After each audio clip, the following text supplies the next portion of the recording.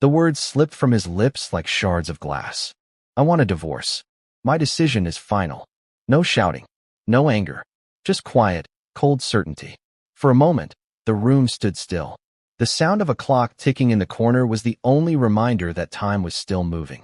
Meghan stared at him, her face unreadable, frozen between disbelief and fury. She blinked once, twice, as though she needed time to process the words that would change both their lives forever. Before we continue, please hit the like button, subscribe to the channel, and turn on the notification bell for updates. What drives a man to such a breaking point? What turns a marriage once celebrated by millions into a battlefield of silence, secrets, and resentment? And maybe the question that truly haunts everyone watching from the outside. Why now? The story of Prince Harry's alleged declaration, "I want a divorce," isn't just another royal rumor. It's the culmination of years of hidden tensions, unspoken regrets, and personal battles that go far beyond tabloids and palace gates. It's a human story, raw, emotional, and deeply revealing, about a man born into a world of duty who dared to chase love, only to find himself trapped again. Because love stories don't end when cameras stop rolling. They fracture quietly, in the dead of night, behind closed doors that were once filled with laughter. Harry's life, once a fairy tale of freedom, has become a chessboard of moves and countermoves. And the next one might just rewrite royal history forever. But to understand how it came to this, we have to rewind the clock. We have to look past the glossy wedding in Windsor, the charity speeches, the Hollywood smiles. We have to see the man beneath the crown, the son who lost his mother too soon, the soldier who longed for purpose, the husband who believed in love powerful enough to defy the institution that raised him. And somewhere in between, the cracks began to show. At first, it was subtle: missed eye contact during interviews, forced smiles at public events, reports of creative differences about projects that once united them. Then came the tension, conflicting visions, silent car rides, disagreements about privacy, money, and trust. And then, silence. Silence, in any relationship, can be deafening, especially when it follows a storm. Sources close to the couple described it as the calm before the implosion. One insider claimed Harry had been confiding in a close friend for months, torn between loyalty and liberation. "He's tired," the source whispered. "He's emotionally drained. The man who once wanted to protect his family is now protecting himself." But let's pause. How did we get here? How did one of the most talked about royal couples in modern history, the golden pair who challenged tradition, end up here, on the edge of finality? It didn't happen overnight. Behind the smiles, the brand deals, the documentaries, and the staged photo ops, the foundation of trust was quietly eroding. Every public appearance, every interview, every statement carried undertones of something breaking. Harry's friends noticed. His tone changed. His once spontaneous laughter now felt forced. The boy who had defied the world for love was now being swallowed by it. Imagine living your life with the entire world watching, every move dissected, every emotion questioned. Now imagine doing that while your marriage quietly falls apart. For Harry, the weight became unbearable. It wasn't one explosive argument. It wasn't a single betrayal. It was the slow burn of incompatibility, the exhaustion of constant performance, and the realization that maybe, just maybe, love alone wasn't enough to hold the walls together anymore. In private, Meghan had grown frustrated too. Sources say she felt misunderstood, unsupported by a husband who, in her words, couldn't let go of the past. She wanted to move faster, build bigger, shine brighter. He wanted peace, stillness, something real. Their ambitions, once perfectly aligned, had turned into competing forces. And so, the distance grew. Harry began spending more time alone, retreating into private reflection, journaling, and speaking with confidence far from the Hollywood circle. Meghan, meanwhile, leaned deeper into her projects, brand partnerships, and public image. To the outside world, they remained united. But insiders say that behind closed doors, it was a fragile alliance. Two people moving in opposite directions, clinging to an image that no longer matched reality. The final straw, according to whispers within the royal circle, wasn't a fight. It was a revelation. Something happened, something only a few people know, that forced Harry to confront an uncomfortable truth. The life he was living was no longer his own. He had given up a crown for love. But now, love was demanding something even greater, his identity. And that, perhaps, was one compromise too far. In recent months, Harry has reportedly become increasingly introspective. He's questioned his decisions, his role as a husband, and his purpose beyond being the spare. Friends describe him as haunted by regret, but driven by clarity. He no longer wants to fight the world for love. He wants to rediscover who he is without it. But the world doesn't make that easy for a man named Prince Harry. Rumors of heated calls with his father, tense exchanges with palace aides, and Meghan's growing frustration have painted a picture of a man standing at the crossroads of history and heartbreak. And now, that crossroads leads to one chilling conclusion: divorce. But here's where the story takes a twist. Behind that single statement, "My decision is final," lies a series of shocking events that have yet to be fully revealed. Leaked conversations, secret letters, confessions from royal insiders. Even private footage that some say could expose the truth about what really happened in the Sussex household. The pieces of the puzzle are scattered, but together, they form a picture of betrayal, manipulation, and perhaps even redemption. Some say Meghan was blindsided. Others say she saw it coming for months. But one thing is certain: the fallout will shake the royal institution to its core. And it all started with a whisper that turned into a confrontation that ended in one of the most powerful sentences ever spoken in modern royal history. "I want a divorce." Now, the question that hangs over Buckingham Palace and every living room across the world is simple. Will this be the moment the House of Windsor collapses under the weight of its own silence? Or will Harry's decision become the spark that forces the monarchy to finally confront the truth it has buried for years? Either way, what's coming next won't just change the royal family. It will change the story we've been told about love, power, and loyalty forever. And as you'll soon discover, this isn't just about a man leaving a marriage. It's about a prince walking away from everything he was ever told to be, to finally reclaim his soul. Because sometimes, the greatest rebellion isn't against a crown, it's against the person you've become while wearing it. But the real shock? There's something even deeper behind Harry's decision, something no one outside his closest circle knows. Something that, once revealed, will rewrite everything we thought we knew about the royal breakup. It began on a night that should have been ordinary. No cameras, no royal aides, no flashing lights, just the soft hum of silence in a Montecito mansion that suddenly felt too big for two people who couldn't find each other anymore. Harry sat at the edge of a couch, his phone screen glowing faintly in the dim room. His fingers hovered over a contact he hadn't called in years, an old friend from the army. Someone who had seen him at his best and his worst. Someone who didn't care about titles or tabloids. Someone who would just listen. He hesitated for a moment. Then he pressed call. When the voice answered, Harry didn't say hello. He just said 4 words that came out heavy, broken, and final. "I can't do this anymore." It wasn't about fame. It wasn't about pressure. It was about something deeper, a growing realization that love, when mixed with politics, ambition, and pain, could become poison. The friend stayed quiet. He knew this tone. The same voice Harry had used during deployments, when the burden of command had felt unbearable. "Tell me what's going on, mate," the friend said. There was a long pause. Then, in a voice low and strained, Harry said it. "I want a divorce." It was the first time he had said the words out loud. And in that moment, he knew it wasn't a threat. It was a confession. What followed wasn't anger or regret. It was relief. The kind that comes after you've been drowning for too long and finally break the surface. Harry talked for nearly an hour that night. About sleepless nights. About feeling like a stranger in his own home. About how every conversation with Meghan felt like a strategy session, not a marriage. About how he missed the quiet. The kind of quiet that wasn't curated for the cameras. He admitted something that few could ever understand. He didn't feel free anymore. Not from the palace, not from the press, but from her. "She's brilliant," he said quietly. "Driven, charming. But it's all for them. The image, the audience. And somewhere in that, I disappeared." His friend didn't interrupt. He didn't need to. Sometimes silence says more than sympathy. Harry went on. He talked about how, at first, he admired Meghan's fire, her ability to command attention, to challenge the establishment, to speak without fear. But over time, that fire began to burn him too.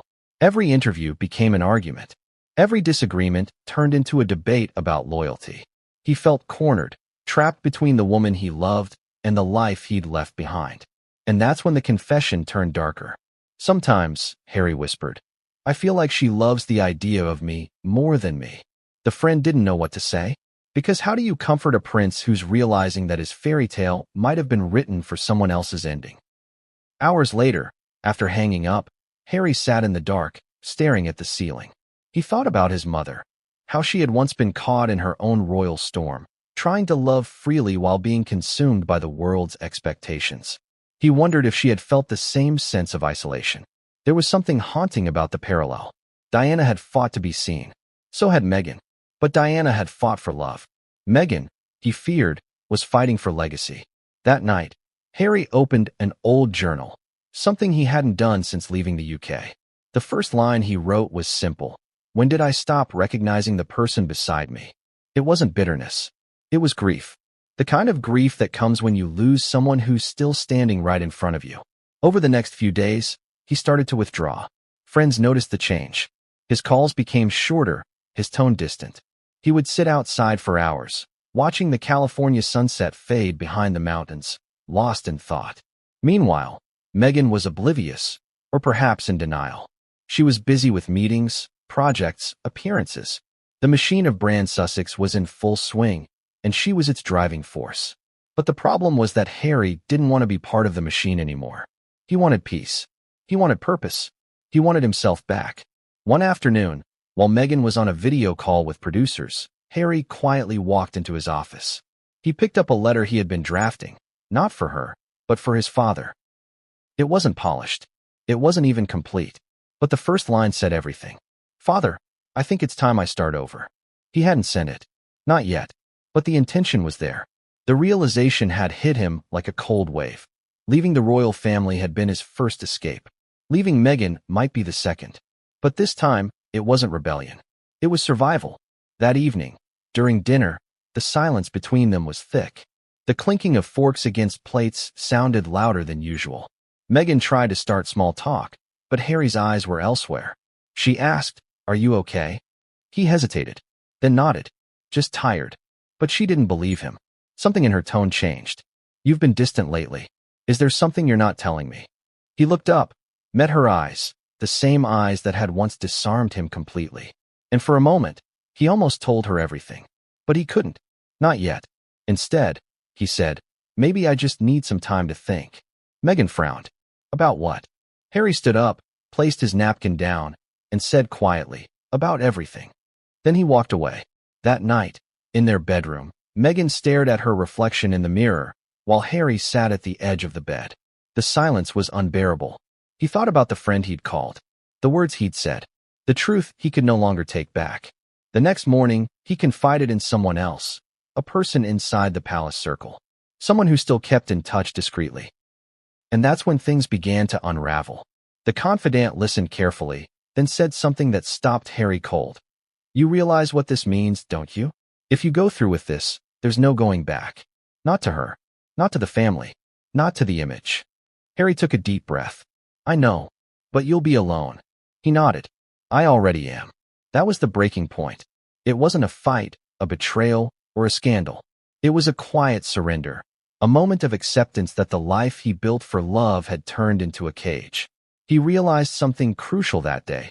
He had fought for freedom once before, leaving the palace walls behind. But this time, he wasn't fighting against the system. He was fighting against the reflection of himself that he no longer recognized. Because love had turned into performance, and marriage had become negotiation. He wanted out. He needed out. But here's the irony. In finally finding the courage to say it, Harry may have set into motion something far bigger than he ever intended. Because when he confided in that palace insider, he unknowingly opened a door that could never be closed again. That conversation, recorded, leaked, and misinterpreted, would soon reach the very person he was trying to protect himself from. And when Meghan found out, everything would change. The calm before the storm was over. The news reached Meghan like a thunderclap in the middle of a sunny afternoon. One moment she was in the garden, surrounded by assistants and stylists, reviewing brand proposals for an upcoming campaign. The next, her phone buzzed with a message that froze her blood. It was short, just a few words, but they carried the weight of an earthquake. Harry told someone he wants a divorce. At first, she laughed. A quick, dismissive chuckle that sounded rehearsed. "That's ridiculous," she said, waving it off. But her hands trembled. The room fell silent. Even the assistants, who had learned to pretend not to hear private matters, exchanged wary glances. Meghan turned her phone face down, but her mind was racing. Who would dare spread something like that? And why now, when she was about to launch another major public initiative that depended entirely on the image of the perfect royal couple turned modern icons? She excused herself, walked into her study, closed the door, and then the mask slipped. Her laughter dissolved into disbelief, disbelief into anger, and anger into something she hadn't felt in years, fear. She picked up her phone again, scrolling through her messages, searching for one name. Harry. Her thumb hovered over the contact. She hesitated, then typed, "We need to talk. Now." No response. She called. Straight to voicemail. The silence on the other end was deafening. For the first time, Meghan felt a familiar sting, not of rejection, but of loss of control. And for someone who had built her public persona on composure, control was everything. She slammed the phone down on the desk and exhaled sharply. Her reflection in the window looked back at her, the poised duchess, the media-savvy professional, the woman who had conquered both Hollywood and royalty. But beneath the perfect posture, her eyes betrayed panic. This wasn't supposed to happen. They were supposed to be a brand. Unshakable, untouchable, unstoppable. Harry and Meghan was more than a marriage. It was an empire. They were the story. The couple who defied the monarchy, the rebels who built their own kingdom in California. Divorce? That wasn't part of the script. For hours, she paced, each thought sharper than the last. Who had leaked it?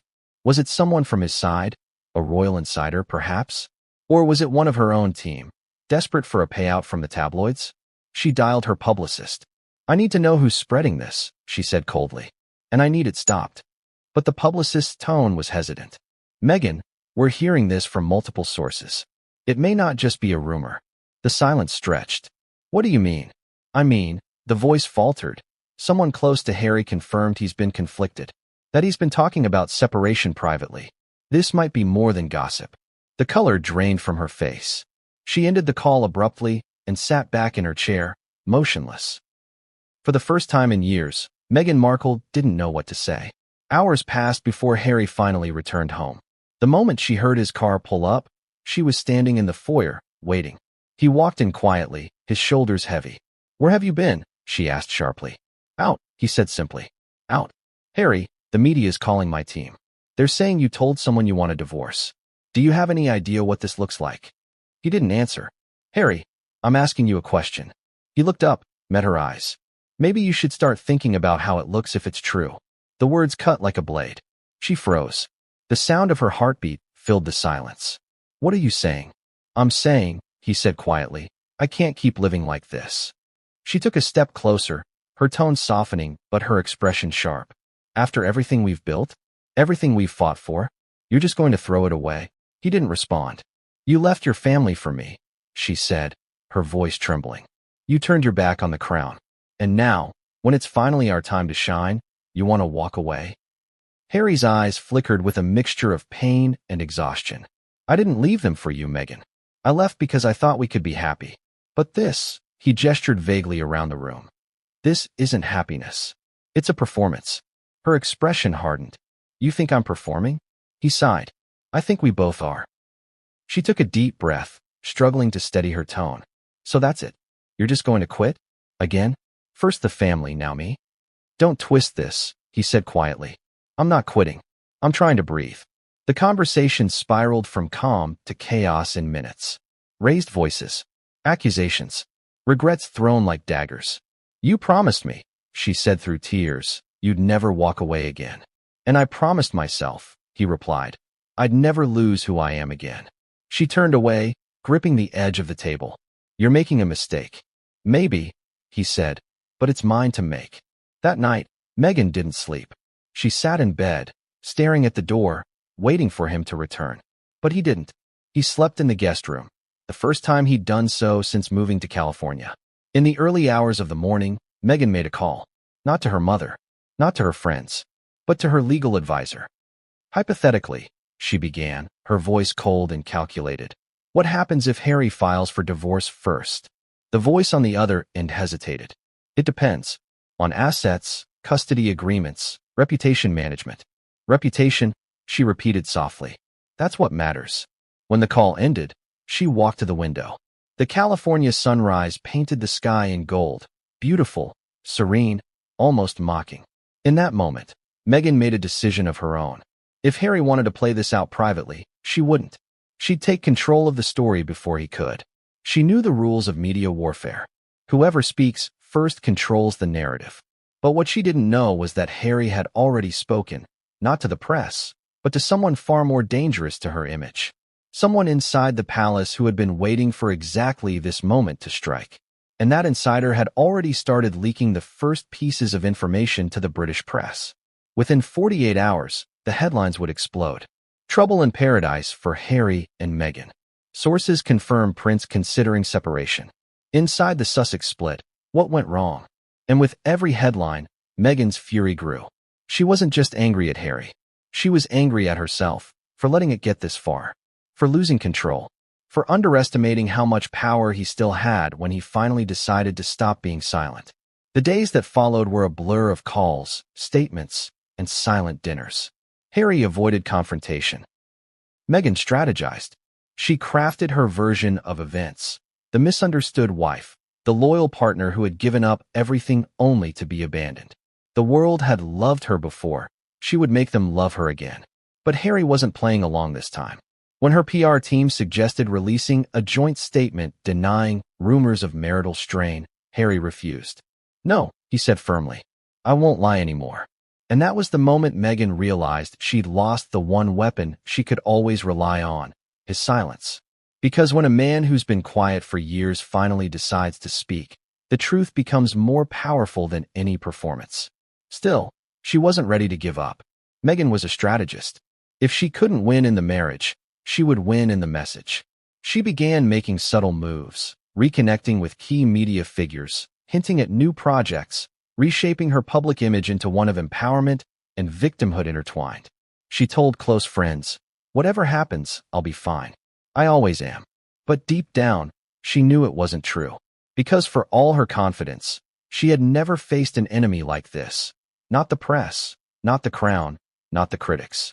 This time, the battle was with the man who knew her better than anyone else. And when that kind of battle begins, there are no winners, only survivors. Still, Meghan wasn't about to go down quietly. She picked up her phone again, stared at Harry's name, and whispered, "You wanted a war? You'll get one." But what came next would push both of them to their limits and expose secrets neither ever wanted the world to see. The storm was here, and this time, it wouldn't just shake their marriage. It would shake the monarchy itself. The palace had always thrived on silence, a kind of elegant quiet that protected centuries of secrets. But that silence shattered the moment the words reached the private study of King Charles III. Harry wants a divorce. At first, he thought it was a cruel rumor, another fabrication spun by the tabloids eager for royal blood. But when his private secretary confirmed that the story had come directly from someone close to Harry, the king's hands went cold. He leaned back in his chair, eyes fixed on the wall where a portrait of Queen Elizabeth still hung. She had survived wars, scandals, and abdications. But this was something different. A personal implosion that threatened to spill into a public disaster. The monarchy's reputation had already been bruised by Harry's previous decisions. The explosive interviews, the Netflix series, the memoir that tore open family wounds. A divorce would take that bruise and turn it into a scar. The king set down his pen slowly. "Get William," he said quietly. "Now." Within the hour, Prince William arrived at Clarence's house. His expression was grim, his words direct. "I heard." Charles nodded. "And?" William exhaled. "If it's true, the damage will be enormous. The Americans will turn it into a circus. Meghan will control the narrative before we can even respond." Charles pinched the bridge of his nose. "She already has, most likely." For a long moment, neither spoke. The air between them felt heavy with unspoken history. The tension between two brothers who had once been inseparable, the lingering resentment over how everything had unraveled.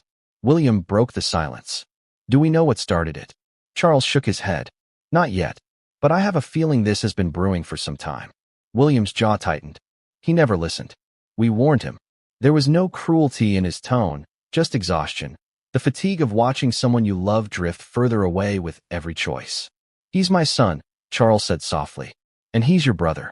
This isn't the time for "I told you so." We need to think about what comes next. But even as he said it, the king knew the truth. It was already too late to contain it. The palace press office was in chaos. Advisors scrambled to draft responses, balance optics, and assess the potential fallout. For decades, the monarchy had perfected the art of silence, but now they were facing something even their centuries-old institution wasn't built for: social media warfare. By the time morning broke over London, headlines were everywhere. Prince Harry confides he wants out. Is this the end of the Sussex marriage? Royal family braces for another scandal. In the grand corridors of Buckingham Palace, aides moved briskly, whispering updates. Princess, and, ever the pragmatist, said bluntly during a briefing, it was bound to happen. The boy's been at war with himself for years. Camilla, sitting quietly beside the king, chose her words carefully. If we're not careful, this could destroy what's left of our public image. People are tired of royal drama. Charles nodded grimly. And yet, it's always one of us providing it. William remained silent, staring out the window. He knew what was coming next: the inevitable comparisons, the resurrection of his mother's story, the endless headlines about history repeating itself. Because deep down, everyone knew what this really was: another echo of Diana's pain. And that terrified them all. As the day unfolded, private calls began between palace officials and trusted media allies. Quietly, strategically, they began to shape the story, not to protect Meghan, but to protect the crown. The message was clear: Harry's emotional instability has returned. He's overwhelmed. He's struggling under the pressure of his choices. It was damage control, subtle, deliberate, and cold. But behind the scenes, Charles wasn't angry. He was heartbroken. That evening, after the last advisor left his office, the king sat alone, staring at a framed photo of his two sons from years ago, smiling, carefree, united. He remembered Diana's words after their separation. All I ever wanted was for them to be happy.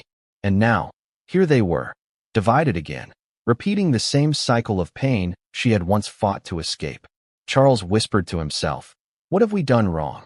Meanwhile, on the other side of the ocean, Meghan was preparing her own counterstrike. A carefully crafted narrative that would soon make its way into sympathetic American outlets. Her message was simple. She had sacrificed everything for love, and now, once again, she was being made the villain. The palace braced itself. Inside the communications office, a young press secretary broke the tension with a grim observation. We're no longer managing a monarchy. We're managing a soap opera. Nobody disagreed. The next morning, a new headline emerged, one that sent shockwaves through both Windsor and Westminster. Harry has spoken to his father. Conversation emotional and final. Apparently, Harry had called the king directly. What was said during that call remains a mystery, but sources close to the palace claim it lasted less than 10 minutes. Charles reportedly began with, "Tell me this isn't true." And Harry's reply, quiet and calm, was devastating. "It is." When the call ended, the king sat back, stunned. He didn't even sound angry, he told Camilla later. Just resolved. For a man who had once given up everything to protect his marriage, such finality could only mean one thing. Harry had made peace with walking away. But if the king's reaction was sorrow, William's was something else entirely. In a private conversation with a close aide, William's frustration boiled over. He's tearing the family apart again. He can't see how his actions ripple through the institution. It's never just about him. The aide replied softly, "Maybe that's the problem. It's never been just about him." That line lingered in William's mind long after the conversation ended. Because, in truth, Harry's pain was a mirror of his own. The same loss, the same longing for identity, the same ghosts of a mother they both adored and a system that had shaped and scarred them. But empathy was a luxury neither brother could afford anymore. The rift had grown too wide. As the press frenzy intensified, Royal advisors urged the king to release a statement, something brief, controlled, and dignified. Charles resisted at first, but eventually, the pressure became too much. The official statement went out within 24 hours. The royal family remains supportive of the Duke of Sussex during this difficult time. Matters of a personal nature are being handled privately. It was the same phrasing they had used during the Oprah interview backlash, and everyone knew what it really meant. We will not interfere publicly, but we are watching everything. The world interpreted it as royal coldness. But within palace walls, it was simply survival. That night, Camilla broke the silence. "He's his mother's son," she said softly. "You can't hold him back forever." Charles stared at her, his voice heavy with guilt. And look what it cost her. In that moment, the king realized something painful. He wasn't just watching his son's marriage collapse. He was watching the monarchy's carefully rebuilt image crumble alongside it. For years, the Windsors had tried to modernize, to appear human, relatable, open. Harry and Meghan were supposed to be part of that evolution. But now, their implosion risked undoing everything. And worse, it was no longer confined to the tabloids. It was dominating global news cycles. Royal historians were already drawing parallels to Edward VIII, another prince who chose love over duty and paid the ultimate price. But what made Harry's situation even more tragic was that he hadn't just chosen love. He had chosen escape.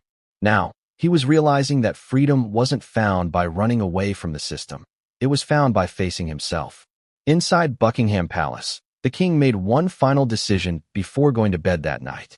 He instructed his private secretary to prepare for an emergency family meeting, not to strategize, but to prepare for the unthinkable, a royal divorce involving a senior member who had once sworn never to repeat history.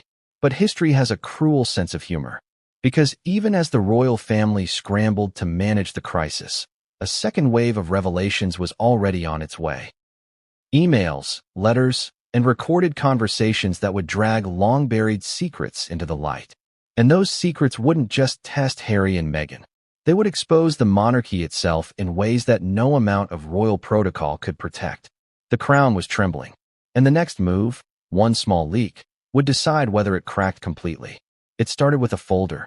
A simple, weathered leather folder buried deep inside a locked cabinet at Frogmore Cottage, one of the few places Harry still called his own.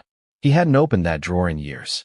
Not since leaving Britain, not since the press storms, not since he'd promised himself to never look back. But one sleepless night, when memories pressed too hard and silence became unbearable, he found himself there, searching. For what, he didn't know. And then he saw it. The folder. The same one he'd once tucked away, sealed with a thin red ribbon. On the front, a handwritten label in his mother's old stationery. Private correspondence. H. He froze. That handwriting, elegant, familiar, haunting, wasn't Diana's. It was Meghan's. He hesitated before touching it, like it might burn. When he finally opened the flap, he found letters. Dozens of them. Some addressed to him, others marked with initials that weren't his. M.W. C.S. D.H. At first, he didn't recognize the pattern. Then, one name jolted him. Charles Spencer, his late mother's brother. Another, to his father's private secretary. Another still, to Diana's former charity partner. And one, to the Archbishop of Canterbury. Each letter was carefully written, perfectly phrased, almost too perfect. Harry read the first few quickly, scanning for context. Then the words began to sting. Harry must see the value of building our own narrative. He can't keep relying on a system that resents him. If they turn their backs, let them. The public adores redemption, and I know how to shape that story. Please ensure discretion. The palace can't know about these communications yet. He stopped. The dates. They were from months before they'd announced their departure from royal duties. Back when he believed their decision to leave was spontaneous, born from shared exhaustion. It wasn't. It had been planned, crafted, coordinated behind his back. He sat down slowly, the letters trembling in his hands. The air in the room grew thick. Each line seemed to blur into the next until one sentence burned through his mind. The narrative will work best if he believes it was his idea. His throat tightened. It wasn't just a betrayal of trust, it was manipulation. He looked through more letters, each one painting a clearer picture. Meghan had been in contact with powerful figures, advisors, strategists, and even media executives, long before the Megxit announcement. She had been laying the groundwork for a life beyond the crown, one where she would be more than a duchess, she would be a brand.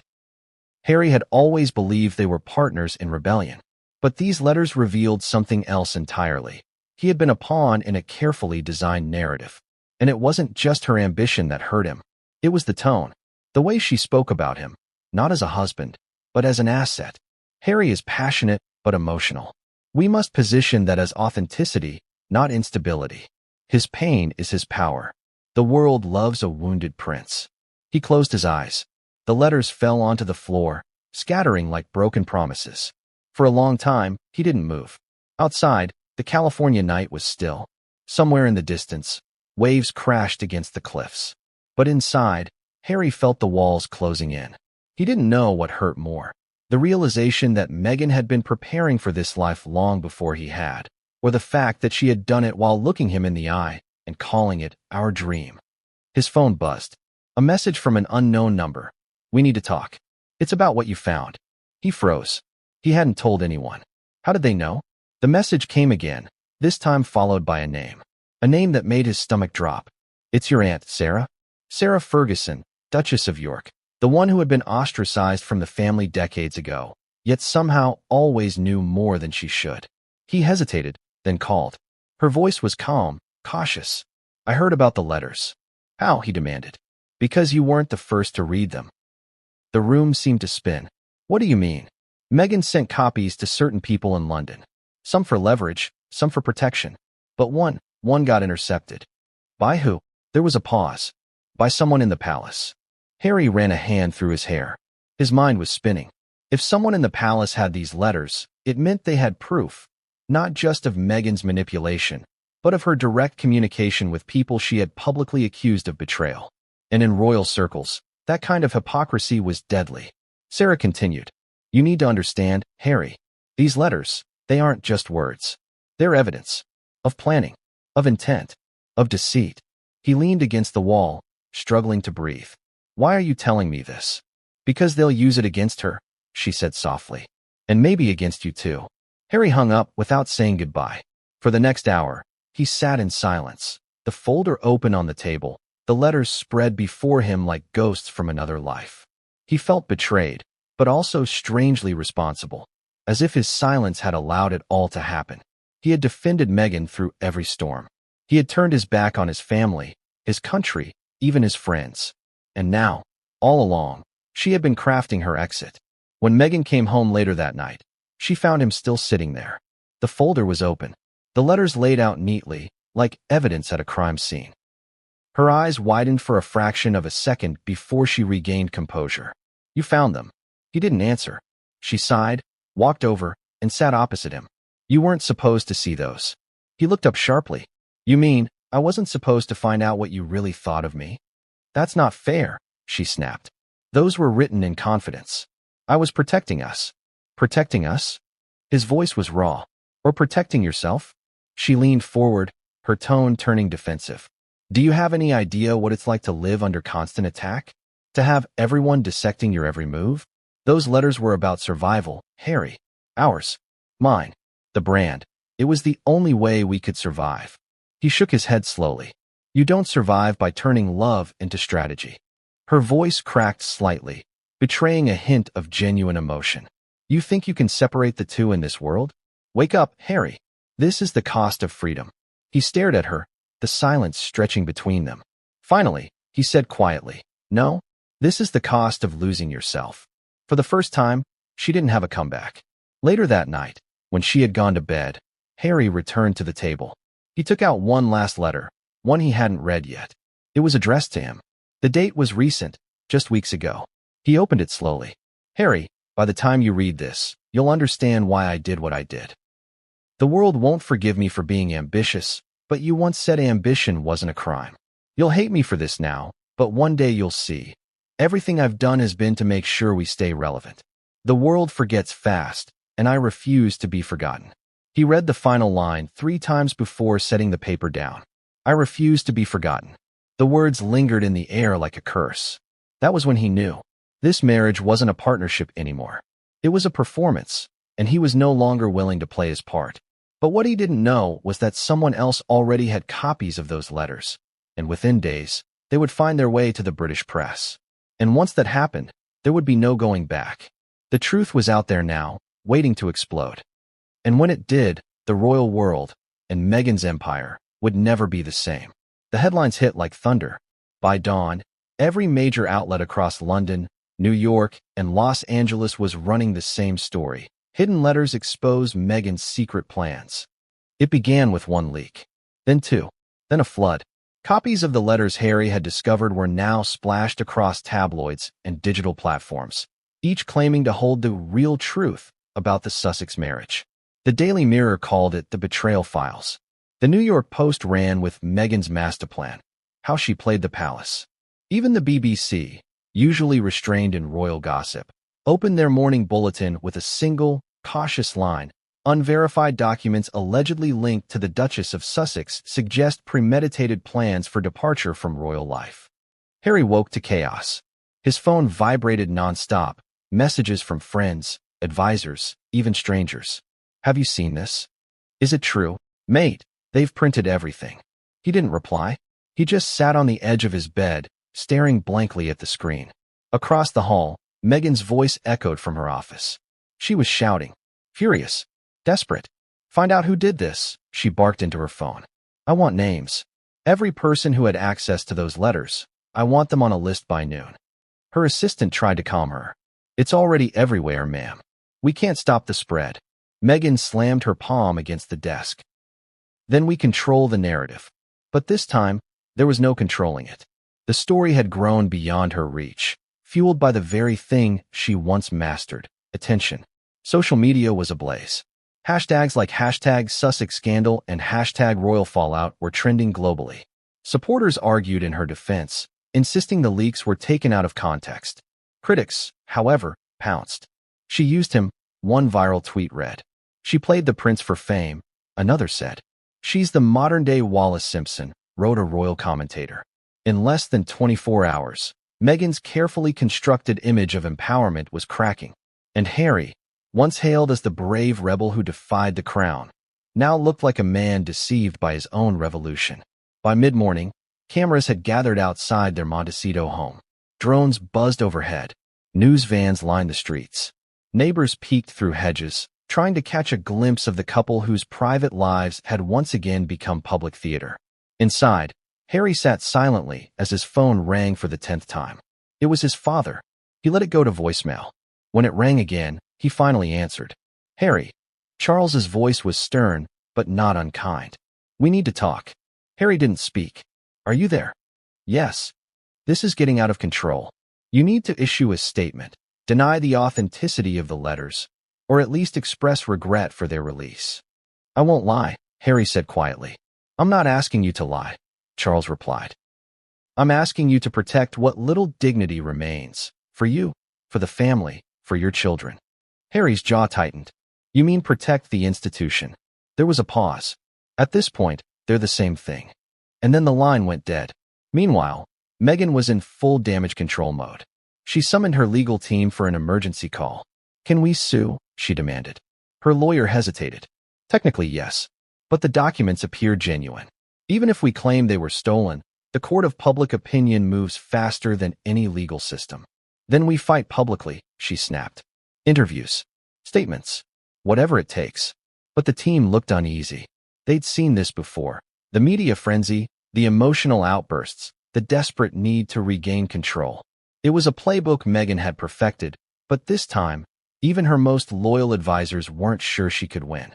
Because now, for the first time, Harry wasn't standing beside her. He wasn't defending her. He wasn't speaking at all. That silence, once her shield, had become her greatest threat. By the afternoon, talk shows, pundits, and YouTube commentators were dissecting every word of the leaked letters. Screens were filled with side-by-side comparisons. Meghan's handwritten notes versus her public speeches about authenticity and truth. The contradiction was glaring. A former palace aide appeared on live TV, saying, "We always suspected there were deeper motives. These letters confirm it." Another journalist added, "It's hard to come back from something like this." She wasn't just strategic, She was orchestrating Harry's rebellion long before he realized it. Back in Montecito, Meghan watched in silence. Each headline cut deeper. Each quote chipped away at the empire she'd built. Finally, she turned to Harry, who was sitting across the room. "You think this is funny?" she asked bitterly. He didn't respond. "You just sit there and let them destroy me?" He looked up, his voice calm but cold. "I didn't leak anything." "Don't act innocent, Harry. You found those letters. You had them."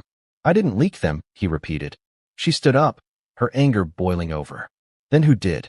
Who else would benefit from this?" He met her gaze steadily. "Maybe the truth doesn't need a motive." Her expression faltered. "You're enjoying this, aren't you? You want me humiliated because you finally get to play the victim." He stood, slowly. "No, Meghan. I just don't want to play the fool anymore." The words hung between them like a final verdict. That evening, their PR representative released a brief, icy statement. The Duke and Duchess of Sussex are deeply disturbed by the unauthorized release of private correspondence. Legal options are being explored, but the statement did little to calm the storm. In London, royal insiders whispered that the palace had anticipated this moment. Some even suggested that the leak might have come from within.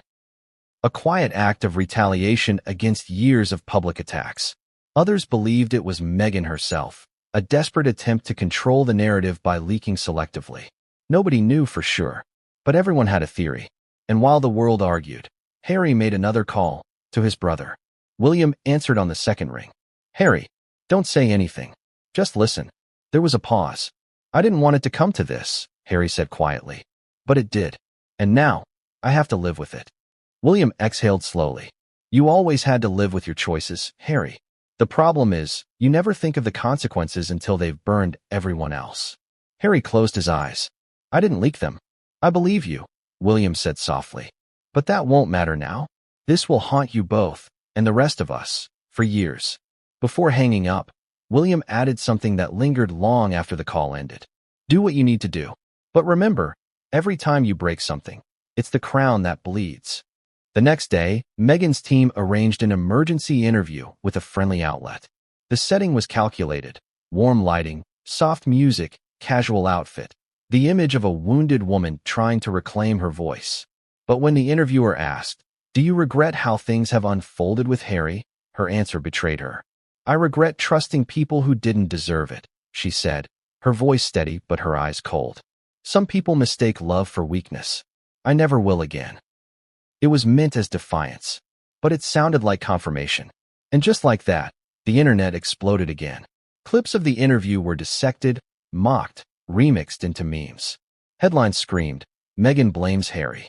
Even her supporters began to fracture, some defending her strength, others questioning her sincerity.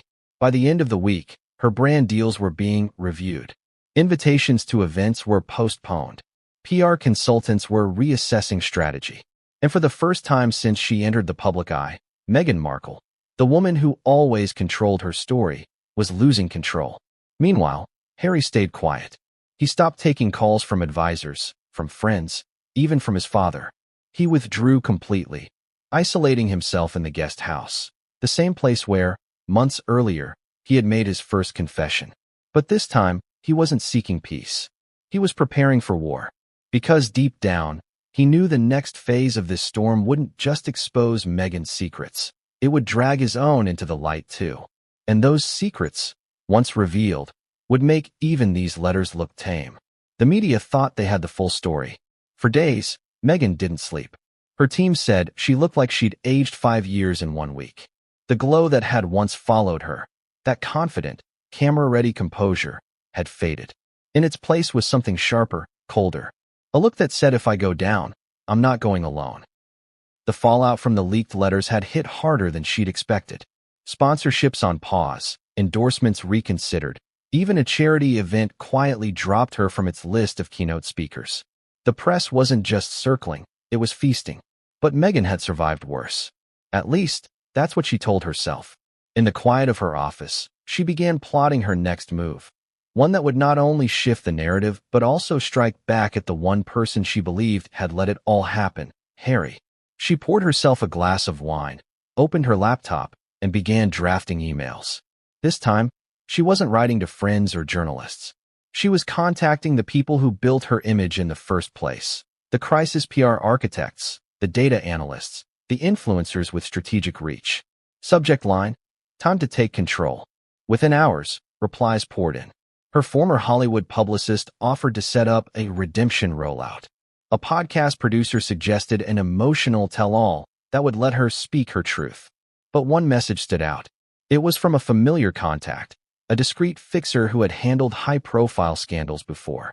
The email was short, but the meaning was clear. We'll rebuild your image, but you'll need leverage. Something only you can provide. Meghan stared at those words for a long moment. Then, slowly, she smiled. Leverage. She still had plenty of that, buried deep in her personal archives, on encrypted drives and private backups. Was content that had never seen the light of day. Recordings, emails, texts, screenshots, things that could shift public sympathy instantly if used strategically. Among them were clips from private royal meetings, recordings of conversations between senior aides, and even segments from moments with Harry himself, raw, emotional, and damning in context. She had once vowed never to use them, but that vow had expired the moment he turned against her. If Harry wanted to play quiet and noble, she'd remind the world who really held the microphone. She met with her fixer in a secluded Santa Barbara villa 2 days later. The man was discreet, gray-haired, efficient. He spoke in short sentences, always looking over his shoulder. You want to recover public favor, he said flatly. That means control the narrative again. You don't fight fire with water, you fight it with a bigger fire. Meghan nodded slowly. I want them talking about something else. Anything else. Then give them a story they can't resist, he said. But don't make it about you being a victim this time. Make it about betrayal. Everyone loves a good betrayal story. The irony wasn't lost on her. She left that meeting with a new plan. First, she would give a leak of her own, but one carefully staged to look accidental. Something that painted her as the wronged wife whose trust had been broken. Something that made Harry look unstable, ungrateful, and lost. She knew exactly where to start. That evening, she recorded a voice memo, calm, emotional, perfectly rehearsed. She spoke of sleepless nights, of trying to reach Harry but being shut out, of fearing what his mental state might become. She spoke of love, loss, and hope, sprinkling in just enough vulnerability to make it sound authentic. Then she accidentally sent it to a friendly journalist. By morning, it was everywhere. Meghan reaches out to Harry amid mental health concerns. Duchess expresses fear for husband's well-being. Heartbroken Meghan, he won't talk to me. It worked, briefly. Sympathy flickered. Some of her supporters returned. Commentators praised her composure under pressure. But not everyone bought it. Classic diversion tactic, one royal expert said on live TV. When she's cornered, she plays the emotional card. We've seen this before. Online, the skepticism spread like wildfire. Memes, parody videos, side-by-side timelines, all pointing to inconsistencies. Meghan realized she needed to go further. So she prepared the second phase of her plan, a move so bold it would either save her or destroy her entirely. A new documentary. She called it Unfiltered, a supposedly raw and honest look at her life since leaving the royal family. But behind the scenes, it was engineered to do one thing: reframe the divorce as a tragedy she never wanted. Her producers were hesitant. It's risky, one warned. People are already skeptical. This could backfire. But Meghan was determined. It's not about what they believe, she said. It's about what they feel. Production began immediately. Carefully curated interviews. Emotional lighting. Old footage re-edited to fit new narratives. She even included snippets of moments with Harry, smiling, affectionate, loving, spliced between images of her alone, looking tearful. The story she was crafting wasn't one of ambition anymore. It was one of heartbreak. When the teaser trailer dropped, it sent shockwaves through the internet. A close-up of her face. Soft music. Her voice trembling as she said, "Sometimes love isn't enough to protect you from the world or from yourself." The comments flooded in instantly. She's weaponizing vulnerability again. She's brilliant. She knows how to control emotions. She's manipulating the narrative like a Hollywood pro. But buried among the cynicism were supporters who bought every word. She deserves peace. She's been vilified enough. Harry doesn't know what he's losing. For a moment, Meghan thought she'd regained control. Until Harry spoke. It wasn't a press conference. It wasn't an interview. It was a short, quiet statement through his lawyer, direct, emotionless, devastating. The Duke of Sussex wishes to clarify that he did not consent to the use of personal footage or audio recordings in any upcoming media productions. He views such use as a violation of privacy and trust. That single sentence unraveled everything. The internet turned again. He's calling her out. She's exploiting him. Even Harry's done playing along. For the first time, Meghan looked cornered. But the fixer wasn't finished. You still have one move left, he said. Something that'll shift the balance completely. What? She asked. Evidence, he replied. Give them proof that you were the betrayed one, not the betrayer. You said Harry had secrets. Use them. She hesitated. That's dangerous. He shrugged. So is losing everything. That night, Meghan opened her encrypted folder again. Not the one with recordings from palace meetings, but the one labeled Personal H. Inside were private texts, audio snippets, and voice notes between her and Harry, some dating back to their earliest days together. Conversations about his fears, his family, his anger. If leaked, they could completely rewrite public perception of him, painting him as unstable, paranoid, volatile.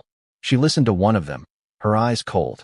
Harry's voice came through, trembling, emotional. I just wish sometimes I could disappear. It was heartbreaking, vulnerable, and dangerously useful. She sat in silence for a long time, her finger hovering over the track. If she leaked it, it could destroy him. But if she didn't, she might be destroyed herself. When morning came, she made her choice. The recording was sent anonymously to a podcast host known for sensational exclusives. Within hours, it was viral. Exclusive audio. Prince Harry breaks down in private conversation. I want to disappear. Disturbing new leak raises mental health questions. The backlash was immediate. Public sympathy for Meghan plummeted again. People weren't questioning Harry anymore. They were questioning her humanity. Who leaked something like that? One tweet read. That's not empowerment. That's cruelty. Her fixer called that evening. You went too far. Meghan didn't answer. She just stared at her phone, watching her world crumble in real time. Her plan, her brilliant, ruthless strategy, had turned against her. The more she tried to control the narrative, the more it controlled her. By the end of the week, even her most loyal media allies had gone silent. Sponsors cut ties. Her unfiltered documentary was delayed indefinitely, and rumors began swirling that Netflix itself was re-evaluating its relationship with the Sussex brand. Meanwhile, across the ocean, the royal family remained silent, as they always did. But behind closed doors, they were smiling. Because Meghan's counterattack hadn't just failed. It had buried her deeper than any scandal could have. And Harry, watching it all unfold, realized something chilling. He didn't have to destroy her. She was doing it herself. The calls began quietly. No advisors, no assistants, no PR teams, just old friends reaching out to see if the prince they once knew was still the same man behind the storm. Harry's phone had been silent for days after the media implosion.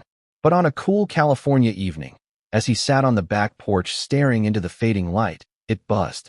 A familiar name flashed across the screen. Tom Inskip. Skippy. Harry hesitated before answering. He hadn't spoken to him in years, not since the falling out over his wedding. Skippy had warned him back then, gently, that things felt too fast, too intense. Meghan had taken it as betrayal. And just like that, another friendship had been cut from Harry's life. He pressed answer. Hey, mate. The voice was warm, cautious. For a moment, neither spoke. Then Tom sighed. I saw the news. You holding up? Harry let out a tired laugh. Define holding up. Still got your sense of humor. That's something. They talked for over an hour. About old times, about the army, about everything except Meghan. And when Harry hung up, for the first time in months, he felt lighter. He didn't know it yet, but that single phone call would set off a chain reaction. The quiet reawakening of friendships he thought he'd lost forever. Because one by one, the people who'd once stood by him and been pushed away began to circle back. First came Tom. Then his old Eton friend, Charlie Van Straubenzee. Then a call from Nacho Figueres, his polo companion and one of the few who'd managed to stay loyal through the storms. Each conversation followed a similar pattern, cautious at first, then honest, then heartbreakingly supportive. You don't owe the world your misery, mate.